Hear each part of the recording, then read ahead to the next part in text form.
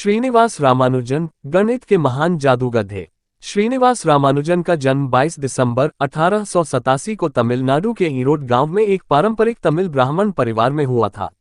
उनके पिता कुंभकोणम में एक कपड़ा व्यापारी के क्लर्क थे और उनकी माता एक गृहिणी थी। रामानुजन की प्रारंभिक शिक्षा कुंभकोणम में हुई, जहां उनकी गणित में असाधारण रुचि और प्रतिभा पहली बार सामने आई। रामानुजन ने कम उम्र में ही गणित में अद्वितीय कौशल दिखाना शुरू कर दिया था।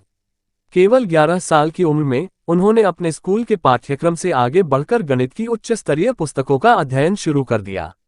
उन्होंने एस.एल. लोनी की ट्रिगोनोमेट्री और जी.एस. केयर की सिंथेटिक जियोमेट्री जैसी पुस्तकें पढ़ीं, जिससे उनकी गणितीय समझ में और भी निखार आया। 16 साल की उम्र में उन्होंने जी.एस. केयर की पुस्तक a synopsis of elementary results in pure and applied mathematics से गहरा प्रभाव ग्रहण किया। ये पुस्तक लगभग 5000 थियोरम्स का संग्रह थी, जिसमें से अधिकांश रामानुजन ने स्वयं सिद्ध किए। इस पुस्तक ने रामानुजन को गणित के क्षेत्र में अद्वितीय बना दिया और उन्होंने अपनी खुद की गणितीय शोध शुरू की। रामानुजन का शैक्षणिक जीवन हालांकि सुचारू नहीं था। उन्होंने गणित में अत्यधिक रुचि के कारण अन्य विषयों में ध्यान नहीं दिया, जिससे उन्हें 12वीं कक्षा में असफलता का सामना करना पड़ा। इसके कारण उनकी औपचारिक शिक्षा अधूरी रह गई और वे गणित में औपचारिक डिग्री प्राप्त नहीं कर सके। इसके बावजूद उन्होंने गणित का अध्ययन जारी रखा और अपनी खोजों को लिखते रहे।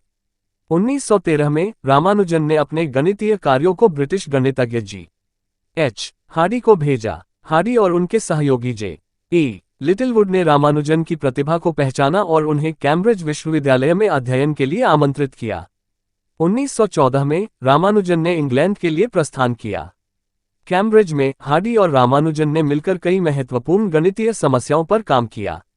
हार्डी ने रामानुजन की प्रतिभा को प्राकृतिक रूप से जन्मे गणितज्ञ के रूप में वर्णित किया।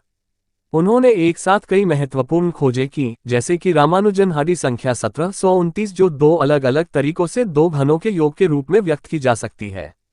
रामानुजन ने गणित के कई क्षेत्रों में महत्वपूर्ण योगदान दिए, जिनमें से कुछ निम्नलिखित हैं। रामानुजन प्राइम एक विशेष प्रकार की प्राइम संख्या है, जिसे रामानुजन द्वारा परिभाषित किया गया था। रामानुजन समृद्धियां, उन्होंने गणितीय विश्लेषण में कई महत्वपूर्ण समृद्धियों की खोज की, जो आधुनिक गणित में महत्वपूर्ण भूमिका निभाती हैं। कॉन्टिनेंट फ्रैक्शंस, रामानुजन ने कॉन्टिनेंट फ्रैक्शंस पर भी महत्वपूर्ण कार्य किया और उनके सिद्धांतों का विकास किया। गणितीय प्रमेय, रामानुजन ने कई नए गणितीय प्रमेय खोजे और उन्हें सिद्ध किया। उनकी खोजों में मॉड्यूलर फॉर्म, पार्टीशन फंक्शन और मॉक थीटा फंक्शन शामिल हैं। रामानुजन का व्यक्तिगत जीवन संघर्षों और चुनौतियों से भरा था। इंग्लैंड में उन्हें स्वास्थ्य समस्याओं का सामना करना पड़ा। भारतीय भोजन और जलवायु के अभाव में उनकी स्थिति और भी बिगड़ गई। उन्हें टीबी और अन्य स्वास्थ्य समस्याएं हो गईं, जिससे उनका जीवन कठिन हो गया।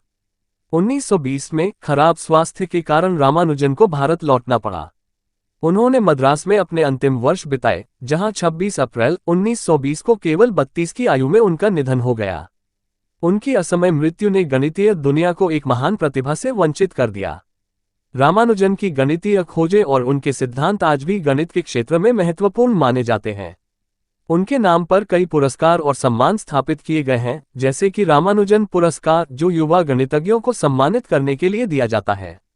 उनकी जीवनी पर कई पुस्तकें और फिल्में भी बनाई गई हैं, जिनमें the man who new infinity नामक फिल्म विशेष रूप से प्रसिद्ध है।